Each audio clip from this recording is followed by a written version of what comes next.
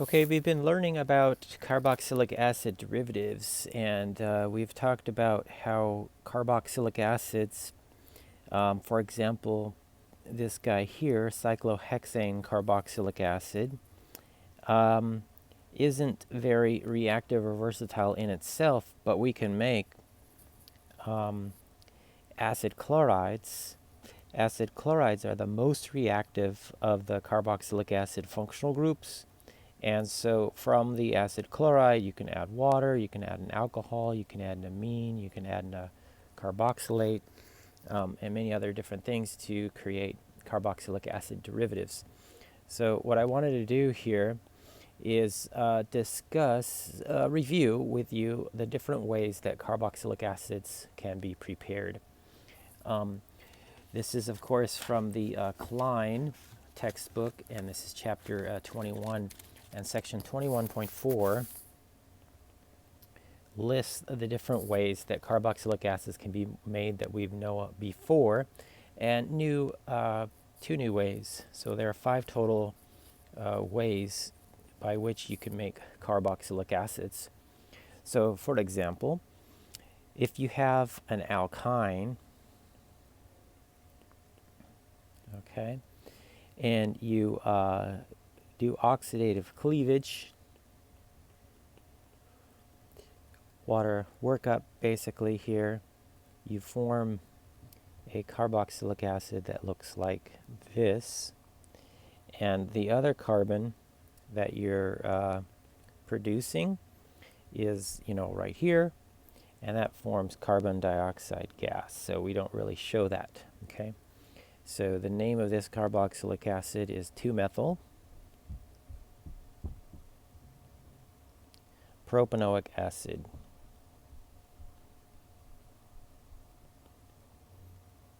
Now, when you're naming carboxylic acids, remember you don't need a numeral for where the acid is located because it's always going to be at carbon 1 without exception, okay?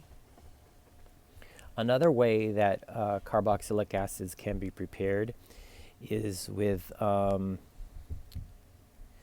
the Jones oxidation and using primary alcohols, okay?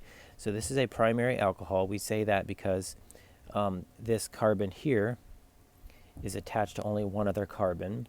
And so if we react this with the Jones reagent, we will oxidize this to the carboxylic acid. Okay? Now, if you have a secondary alcohol, oops, it's kind of showing my hand there.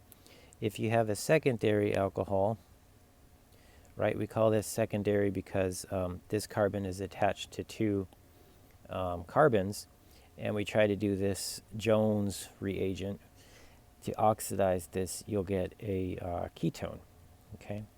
And we call this ketone 2-pentanone in this case, all right? So it has to be a primary alcohol, and that gives you carboxylic acids, okay? So that's very versatile. We know a lot of different ways to form primary alcohols. For example, if we have a Grignard reagent, say we have 2-bromopropane, and we want to treat this with magnesium and ether, what we get here is the isopropyl magnesium bromide, okay? And then I'm going to treat this with formaldehyde and water workup. And what I'll get is I'll highlight where that carbon is of the formaldehyde. And then we can use Jones here to convert that carbon that I'm dotting to a carboxylic acid. Okay?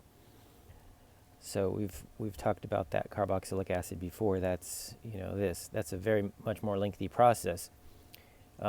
Just wanted to highlight what's going on here in this step. This is a bit of review too. Remember that Grignards can be represented as negatively charged carbanions that are nucleophiles. Formaldehyde is a kind of a one-carbon aldehyde, and this negative charge can attack the carbonyl carbon. Electrons swoop up to the more electronegative atom. So in this attack step, we've got isopropyl attaching to that carbonyl carbon, and we get O minus, and there's, you know, two hydrogens here attached to the carbon that used to be the carbonyl. And then in step 2, we have this reacting with water, okay, to protonate and give us the neutral alcohol. Okay, we just aren't showing those two hydrogens here in the molecule. Okay, so I'll just remove those. So that's how that step works. Okay. All right. So oxidation is a great way to make carboxylic acids. Another way you can form carboxylic acids is with move this down. This is a problem we'll work on in a second. Another way you can make carboxylic acids is with aromatics. Okay, so if you have an aromatic with a couple methyl groups here, and you treat this with potassium permanganate, the book says Jones, that works too, but I just like to use potassium permanganate. It's a less toxic kind of chemical there compared to the chromium. And remember what the requirements are. As long as your benzylic carbons have benzylic hydrogens, so that means right next to the benzene, you will oxidize that all the way to the carboxylic acid. Okay? And normally we use methyl groups because we are being more economical with the number of carbons we have, and we're not losing any. The third way is to do hydrolysis of nitrile. So for example, if we had that 2-bromo-propane molecule again that I had started with previously, and I add sodium cyanide to this, I'll make the nitrile. This functional group is called the nitrile. We'll talk more about this later. This is technically a carboxylic acid derivative. And then if you add sulfuric acid, heat for 16 hours, you know, a bunch of time and effort to do this reaction, you will get the carboxylic acid. Okay? So starting with your alkyl halide, you get a carboxylic acid with one additional carbon. Okay? So this adds a carbon. And that carbon comes from the cyanide. This only works for, so this is a secondary alkyl halide. This only works for primary or secondary alkyl halides. Okay? Grignards work for everything. Let me show you how that might work. Let's say I want to do this transformation. Let's put on a kind of a neat functional group here. I don't know, an isopropyl or something. Okay. So what I can do is I can go agree. This is the fifth way you could convert alkyl halides or aromatic halides to Grignard reagents. Okay. And this is that guy there. And then we can treat this with carbon dioxide and then do, you know, H plus or H2O or something like that. And what you get here is the carboxylic acid.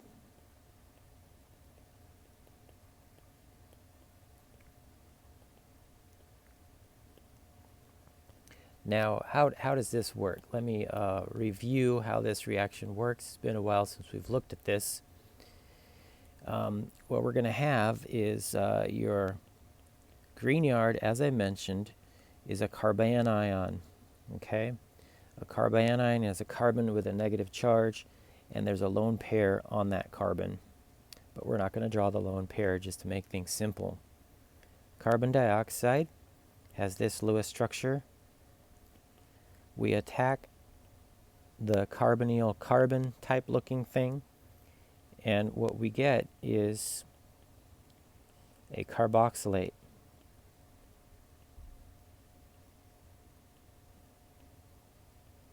So this is a carboxylate here.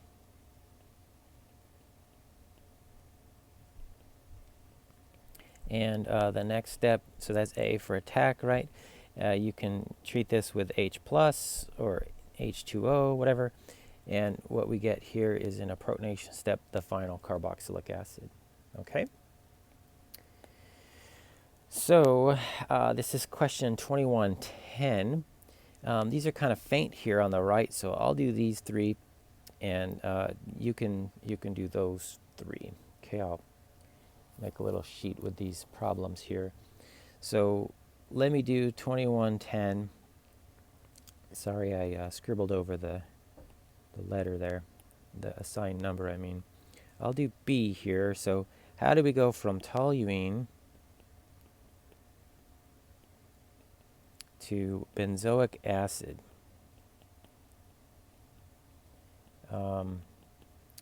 We have to remember what we've talked about. You could use potassium permanganate, or the book uses Jones, so that would work too. Okay.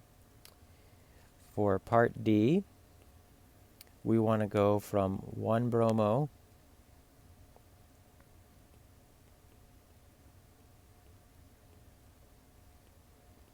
butane to pentanoic acid.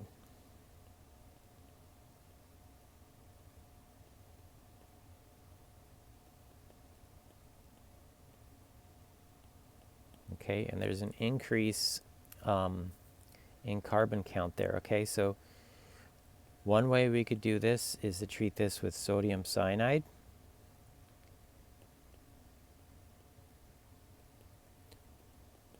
Treat this with acid and heat.